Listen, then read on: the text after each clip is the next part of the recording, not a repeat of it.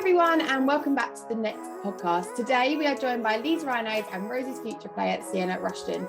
Currently playing and studying in Leeds, Sienna has lived and breathed netball since she first started playing the game at school. As well as playing for Rhinos, Rushton is a Senior Netball Europe Champion, has toured New Zealand and Australia with Roses under-19 and under-21, and wore her first England dress at the age of just 14. Sienna truly has been through the system, from school and club netball, county and franchise trials to Roses camps and Super League training. I can think of no one better to talk to us about how the system works, how you can get to the top and everything else in between. Welcome, Sienna. Thank you so much for having me. It's so exciting to talk to you. You're welcome. Yes, likewise. So as I said in your intro, you've kind of been around a bit. You've gone all through the system. You've been at Roses, you've done Super League. Tell us about your 100%. first netball experiences. Were you playing at school? How did you get into a club? What was your experience like at the very bottom? So my first netball experience, like I'm sure a lot of girls, was with school. It was compulsory sport for me when I was around 7 years old. And we were just doing a drill one day, throwing a ball around. I was, I think, in like the D team playing goalkeeper because I was really tall. And I happened to get a few shots in when the coach was watching. And then I think the teams were very, not set. So they were very easily changed. And then she put me in at goal shooter. And because I've been practicing at home, because I love the game, and I think my dad and I would go out in the garden every evening and put shots up, happened to do all right then when she put me in the 18 at goal shooter. And then it just went from there. I think a mixture of us really loving the game and probably some pushy parents. We all started doing really well. And eventually we all joined clubs. And when the club I joined nearest to me was Turnford. And I remember when I turned up, height definitely was at my advantage because my mum had called the day before saying there's this really big tournament coming up, the team's full, so she's more than welcome to come and trial, but she won't get in for a while. And I turned up and the coach said, is she free this weekend to play? Without me even stepping on the court. So I was definitely at an advantage from a young age. That's not to say that if you're small, you can't play netball, because you look at people like Alicia Scholes this year who have had the most incredible season. They're so fast, they're so agile. So it doesn't mean that netball are only for us tall trees, but I definitely had an advantage in that sense. So how old were you when you went to Turnford, when you went to club?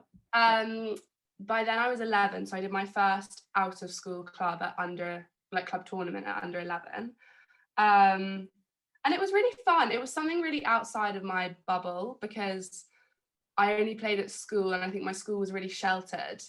And Turnford, we were all from everywhere. Like there were girls from Essex, girls from South London, girls from like the countryside way out where, and it was a really nice mix of girls in a really safe space where we were all just ourselves. And like now looking back on it, you obviously don't realise at the time, but I feel really lucky to have had that mix in my life of not just the people you grew up at school with. Yeah, nice. And also a really competitive club as well, which probably set you up quite well for your future in netball. Yeah, 100%. We tried, before I went to Turnford, we tried like my local clubs called Decorum and stuff, which were really good and really fun. But I think it gets to the point where you need to push yourself outside that comfort zone a bit more. So we looked up the best, most competitive clubs and had a go. Yeah, nice. I love that. And I love that you didn't even play. They didn't even know if you could catch. They just saw your height and were like, yeah, she's in. I hate that. I'm not particularly cool, but I hate that about you. No, I was really lucky. And I think that is part of the reason why people invested in me when I was younger. But like definitely with the disclaimer or like the caveat of you don't have to be tall to play netball. That was just my route into netball. Yeah. And netball is for everyone. Just if you're smaller, you might happen to be more of a mid-court player, or you can just ace it running around the tall goalkeepers and be a really agile shooter. So yeah, exactly. And it's not to say that you didn't put in the hard work anyway. You didn't just walk on the court and manage to shoot. You were practicing at home and putting in the hard work. A lot of practice behind the scenes. So you obviously moved to club because you wanted something more competitive than school. When did you first decide to trial for something more competitive than club? So did you go for county? What was your route? Where did you go? And how was that first trial? Yeah, so my first ever trial, I remember it so well. I was number 6 and you have to pin it to your skirt. and I've still got my little number pinned up on my wall upstairs. Oh, great. So I went, because everyone in the A team at Turnford went to county. I think that was just the type of club it was. It was that competitive that your coach puts all of you forward. And I went, and I remember playing a girl a few years above me also at Turnford, and she was goalkeeper, and I just felt so helpless. Like there was nothing I could do. She was all over me like a rash. So I was about 12 at this stage, and I don't remember that trial in my head was like, oh my gosh, I'm never going to be good enough, really. And I didn't get into county. I was trying to county. I didn't get into county. I got into what we had back then was called satellite. Mm-hmm. So now you just train with your age group at franchises. But when I did it, we had the franchise system separately with our clubs and the county system to England. Mm-hmm.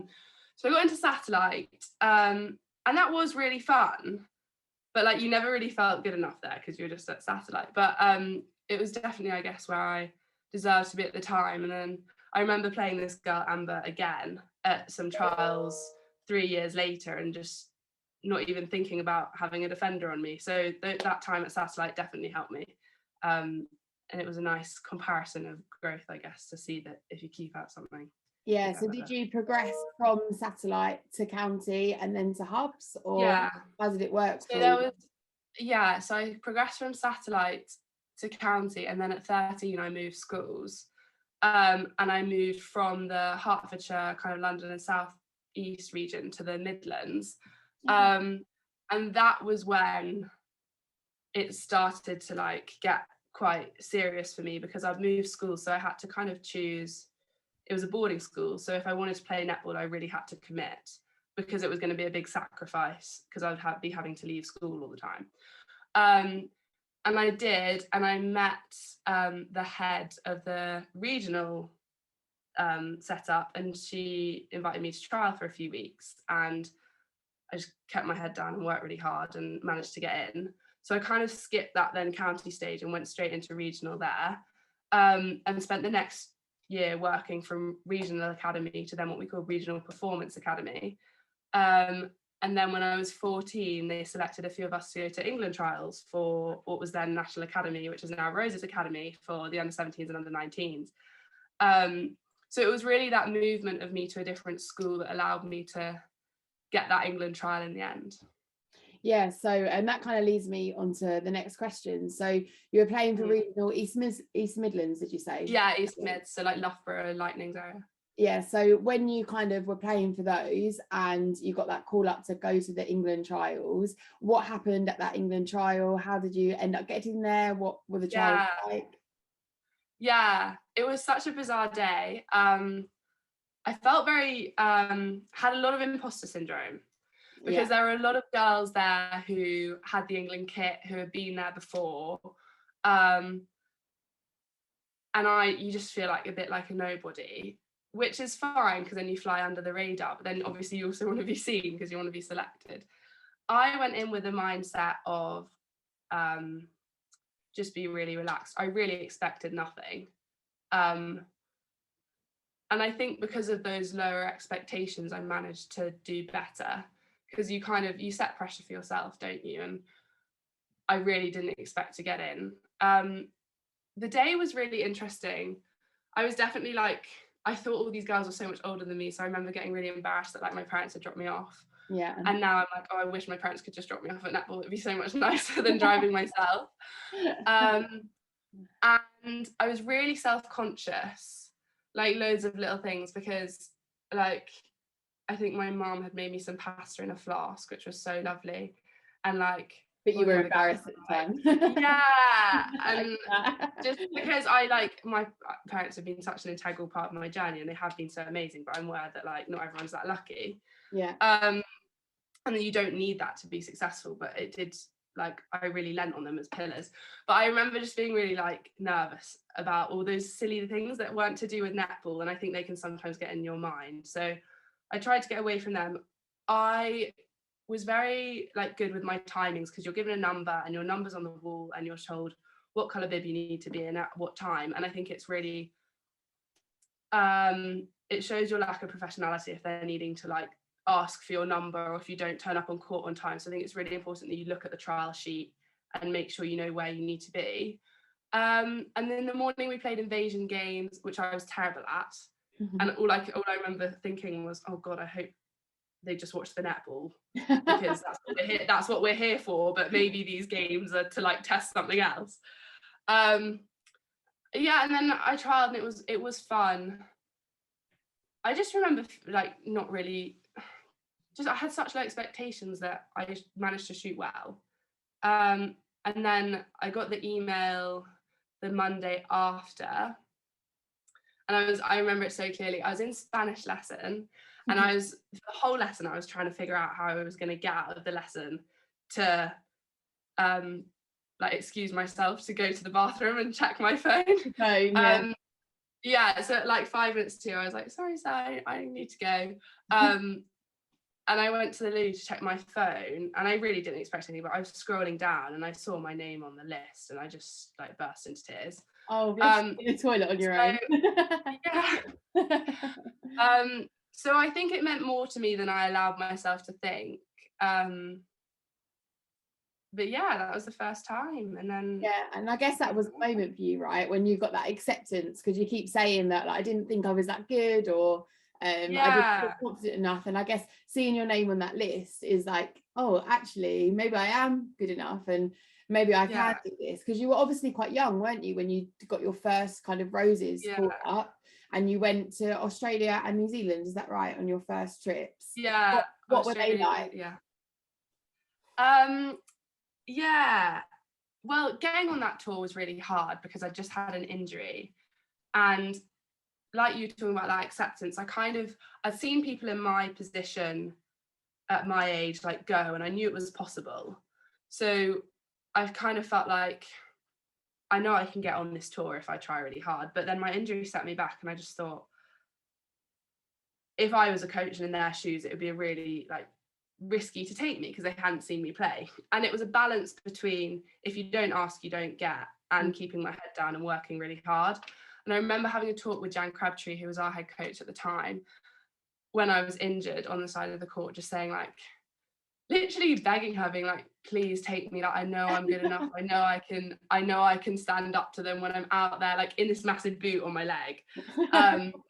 So definitely a strong believer of, if you don't ask, you don't get, but obviously that needs to be balanced. And then they took me, and I found the tour really hard, not from a performance perspective, but just from, I just think, an enjoyment perspective, because I so wanted to be accepted, not by netball, but like by the girls. And I'd only ever had teammates that I'd grown up with, who I knew inside out, and who you don't have to make an effort with. And I was suddenly surrounded by girls who were talking about passing their driving test and going to uni. And it was like a world I didn't understand at all. So it felt very lonely, but I think high performance sport does feel lonely. But it was so character building, and I'm really grateful I had that time now, because it shaped who I am today and how I go about things today. And the tour, definitely from a performance perspective, I improved so much, because playing against the New Zealand players was you learn so much, because it's just a completely different style. So yeah, the tour was tough, and I think again it was down to expectations, because when I got the email that I was going on tour again, I was like crying because I was so happy, because I didn't think I'd go. And then obviously my expectations are through the roof, so it was just trying to manage them, I guess.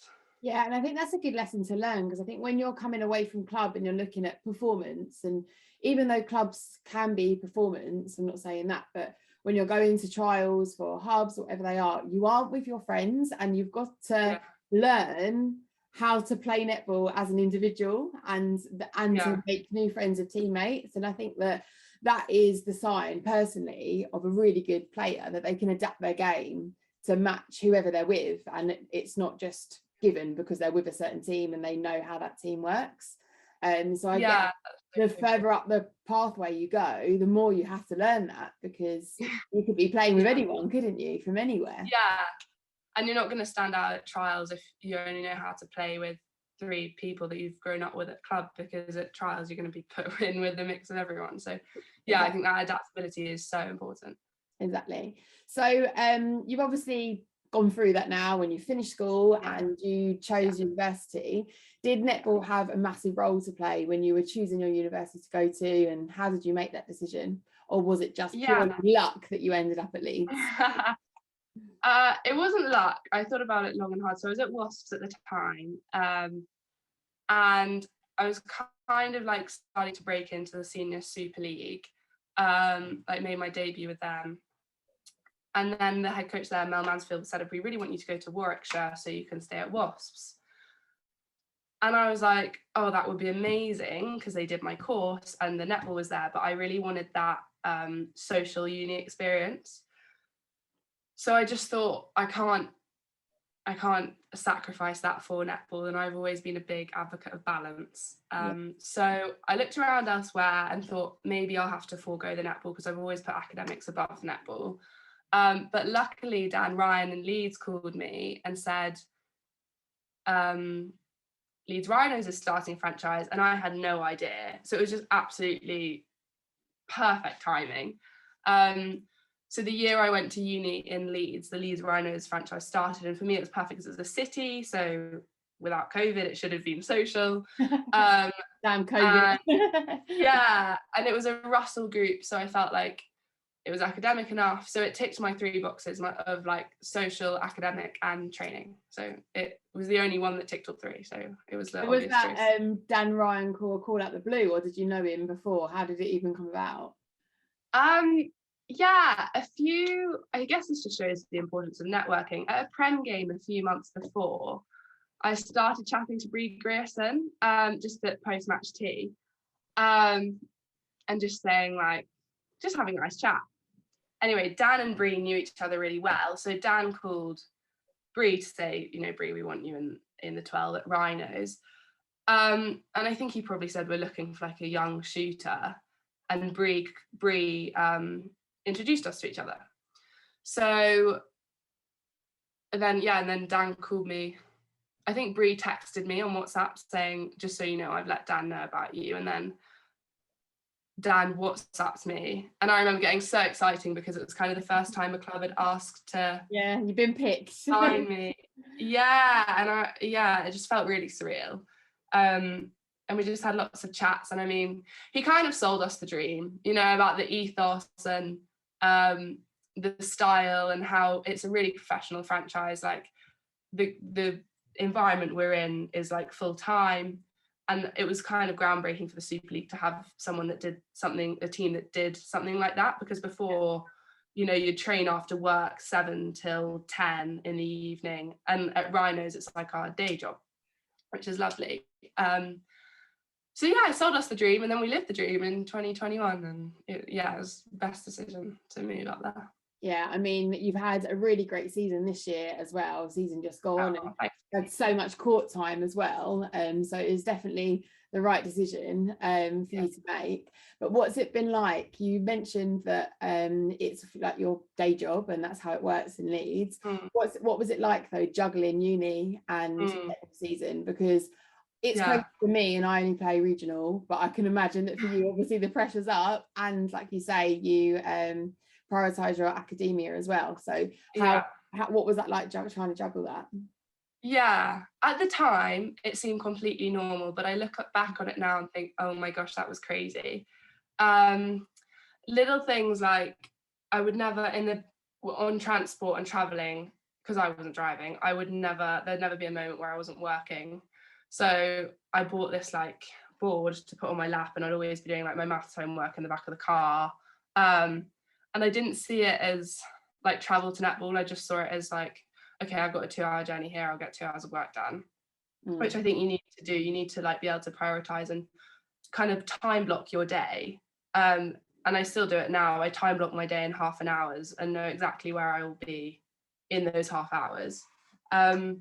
Which is I'm glad school taught me that skill. Well, school and netball, like having to balance them both. When I first moved to uni though, it all became a lot easier because COVID hit. So the only thing I had to worry about was netball. And this year, having had everything reopen, it's been a bit of a shock because I want to be a student, I want to work hard, and I want to play netball. And honestly, like, there's never a week where all three of them go to plan, but I've kind of accepted that, because you can't, I struggle to juggle them all at the same time. Mm-hmm. But I've kind of found that as one's ticking over, you're working really hard on the other. And then there'll be a week where I maybe have less work and have to spend less hours in the library so I can spend more hours at the post. And then by the time you get to the end of the academic year and at the end of the season, they've all kind of leveled out. But to have them all running at once at maximum intensity is just not sustainable. No.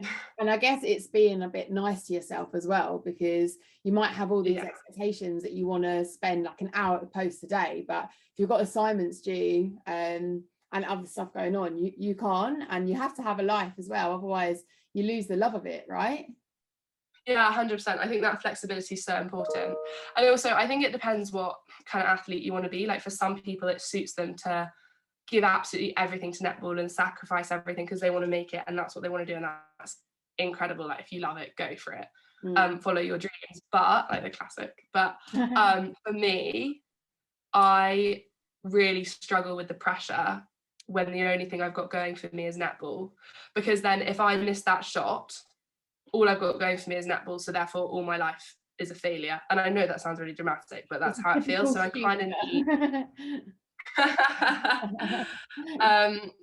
I really struggle when I don't have that balance. So I need to like kind of have one distraction away from the other, and it works both ways. Like, when I'm doing my exams, I feel less pressure because if they don't go so well, then I've got netball, and when I'm training, if it doesn't go so well, I've got my exams. So they're kind of each other's safety nets. And if I don't have that safety net, I start performing not very well. Yeah, I think that idea of balance is just so important, where anyone that's kind of at their teenage years looking either if they're doing their GCSEs or the A-levels or looking to get into uni, it is so hard when that exam season comes. It's the same time as the netball season, and you've got to give yourself a break. And I really like that idea of that time blocking and being like, okay, I've got 2 hours to spare here, I need to use it. And that like, put down your phone and actually use the time, because if they're equally important to you, you need to figure out a way to kind of work them together. Yeah, 100%. So last question then, what advice would you give to someone that's looking to get into or maybe just progress in the player pathway? Yeah, I think like this kind of touched on what we spoke before. Like, that difference between sacrifice and compromise, you've got to enjoy it, because what you enjoy, you keep doing, and what you keep doing, you get good at. Yeah. So it comes down to practice and how many hours you're willing to spend, but you're not going to be willing to spend those hours if you don't enjoy it. So you've got to make it fun, have variation. And I think reach out to people. Like, I definitely couldn't have made it where I am today without my support network. And I'm very honest about when I'm not enjoying netball, and that's okay. And yeah, for me, it's not I have to make sure it's not my everything. Otherwise I just crumble and fall to pieces. And I experienced that the hard way by really underperforming. But it's just knowing what character you are, knowing yourself, that self-awareness as well, to know that if you want to make it, and that means you're going to have to give it your everything, give it your everything. But if you need to rein it in every now and then and get that balance, so yeah, balance and fun. Yeah, I think there's two really good points, the idea of that self-awareness, because trials are hard, and like the performance environment is tough and it is brutal, and you will just get a yes or a no, you won't necessarily get a why. So I think that self-awareness of, okay, I love netball, how else can I get there? But I've also got X, Y, and Z going for me as well, is really important. And 100%. Like you said, networking, talk to everybody, tell everyone your dreams, because you never know who knows who. Yeah. I used to get so nervous talking to people, and now, like, luckily, I just think through life experience, you learn that it's okay to chat to people, and the majority of people are friendly. But I did used to be really shy and really self-conscious, but it's a massive, if you've got to, sometimes you have to be your own cheerleader, and everyone will be telling you no, but you've got to do the asking and the telling sometimes yourself. Yeah, exactly. And I think that it's so nerve-wracking talking to people, but if you can get over the nerves, it is so crucial for like just life skills, just being able. I'm awful. I will talk to everybody and anybody, especially like if I've got a dog, then I'm gone. Yes. Best friend. All right, so let's move on. I put a little question box up on Instagram, and these are some of the questions that we've got. So are you ready to answer some of them? Question number 1. Have you got any tips or advice on transitioning from goal shooter to goal attack? This obviously happened to you quite a bit this season. So what's your advice on that? Yeah. I would say my advice on that is be a student of the game. So I watch loads of other goal attacks because you're working with a much bigger area. So at goal shooter, you can kind of know your area like the back of your hand. You can see you're the furthest back on the court, so you've got all the vision of everything that's happening in front of you. And when you're goal attack, you're put into the mess. So if you haven't thought about the lines you want to run or where you want to go, it feels so chaotic and it's just quite stressful, really. So I watched a lot of people and thought a lot about my centre pass attack structures, where I was entering the D and my driving top and my driving base. Just some fundamental basics that help me navigate the court and enable me that court craft. But what's important with that is, I think, learn from everyone else, but don't try and be everyone else, because you have lots of people asking you, saying, who do you like? Who do you want to be like? And people say the classics like Buetta, Helen Housby, like Cara Conan, and like 100% they're incredible. But at the end of the day, you're your athlete and you're never going to reproduce who someone else is. So it's that like taking inspiration and learning from other people, but also again that self-awareness that I am Sienna and I'm going to play goal attack like Sienna. So yeah, a combination of that, like studying the game and that self-awareness of knowing how I play. Yeah, I like that idea that having like a blueprint for your movements, so like know the lines that you want to run, because you're right, if you're in the middle of the court, you're in the mess and you've got to react. You can't watch, you just got to go. So I like that idea of having some ideas in the back of the head, the lines you're going to run, so that you can put yourself in the best position to get the ball. Nice. Yeah. So question number 2, are you going to keep playing netball now you're taking a year out? So the news was announced yesterday that you're taking a year away from Super League. So what are your netball plans for the next year? Are you taking a complete break? I am taking a complete break, and I think I love the Super League and I can't wait to get back to it. And I think as soon as I return, I'm going to do my best to get into a Super League team. And I'm hoping that this year, completely away from the game, will give me longevity going forwards. I haven't lost my passion or my spark or anything for it. I just feel like I'm young, and like we talked about earlier, I want to live that balance. So I'm going to stay really active. I think I'm going to play football while I'm out there. I'm hoping to just try loads of new things. Like I might try and, I say to myself I'm going to run a marathon, but I think I'm going to try a half marathon. So I just want to try new things, and I'm hoping that variation and just a complete step away from netball will give me that longevity. And yeah, complete break. Yeah, nice. It's good to try new sports anyway. I mean, you're an active person, so you're not just going to sit and watch Netflix and eat chocolate all year. No. But, it's good to try different sports anyway. I'm a big believer in the more sports you play, the more athletic you are anyway, and the cleverer you are on court as well. So question number 3, what was your best experience when you were touring with England?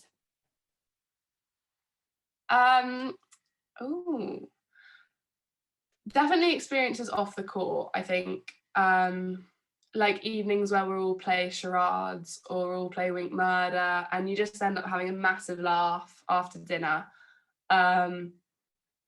And I think that that's sometimes then reflected on the court next day because you've all bonded and got that bit closer. like we touched on earlier, I did find like tours really tough. And my favourite netball moments definitely aren't on tour. I don't know if that would change going forwards, but I do have some fond memories of us like playing games and doing stuff to kind of boost team camaraderie is always really fun. Yeah, I love that you were on a Roses tour abroad and you played Wink Murder, which is the most British thing ever. That's brilliant. I love that, and it proves that it's like things like that are so important for team camaraderie. People forget about it, but like fun, and at Rhinos we have our values crash, and the H stands for humour, and it is so important. Like the fun stuff, the laughs, they are what bind you just as much as training does. So yeah, definitely, just because you get to a high level, it doesn't mean that it gets more serious in every single sense. Yeah. And the last question, so you've already mentioned that you love playing Super League, but this question says, what is the best and worst thing about playing in Super League? Great question. The best thing is definitely the team environment.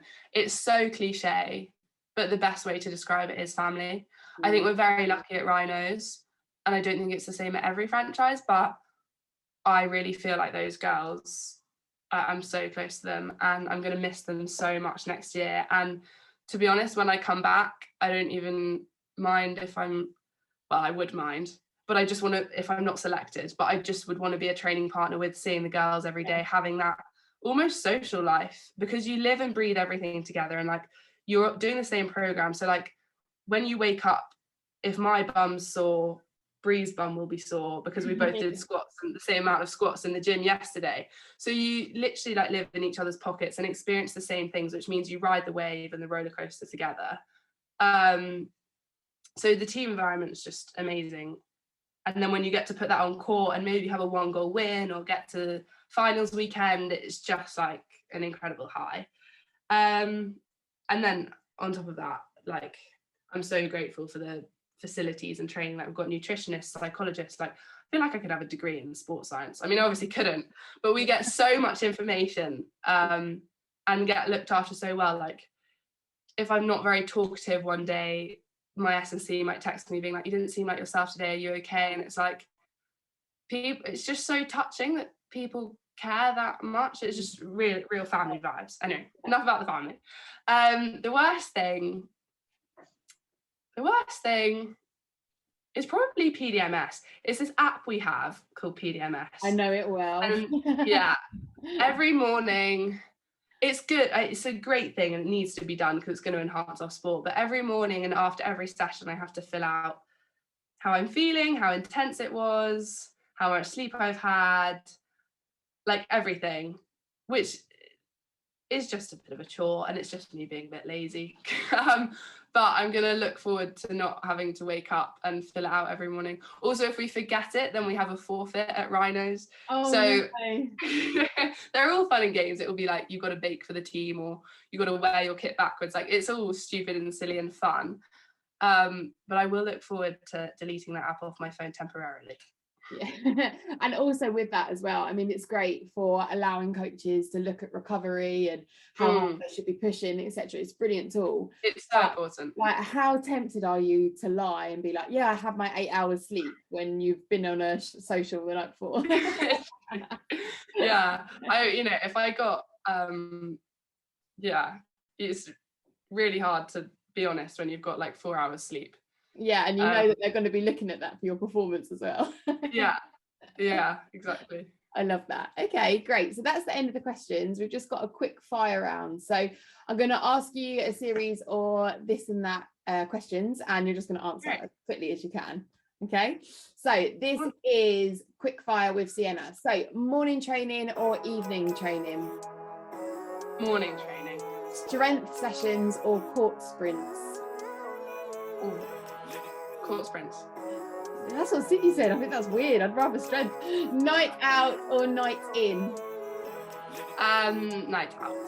Summer or winter? Summer. Shooting practice or pair work? Shooting practice. Roses camp or Leeds Rhinos training? Leeds Rhinos training. You would say that. Home games or away games? Home games all the day. Goal shooter or goal attack? Goal attack. Oh, the fact you've been changed from goalkeeper. I have. There's just more. There's more to do. I feel like I can be more creative. Yeah, nice. So that's the end of the podcast. Thanks for joining us. As we film this podcast, it's just been announced that Sienna, as we said, will be taking a break from NSL to take a year studying abroad. Wish you the best of luck, but where can people find you if they want to keep up with your life out of the UK? Yeah, the best place to find me is on Instagram. So that's just Sienna Rushton, all one word. That's my main social media use. Feel free to DM me if you've got any netball or any other questions. But yeah, I might be putting you on mute when I see all the nice pictures of you in Mexico and I'm sat here in the rain. Yeah, I'm looking forward to the sun. So that's it for our time with Sienna. Thanks for listening to the Net podcast. I'll see you again next time with more tips, interviews and help for you to learn, train and perform like an athlete. See ya! Living life every day, late at night.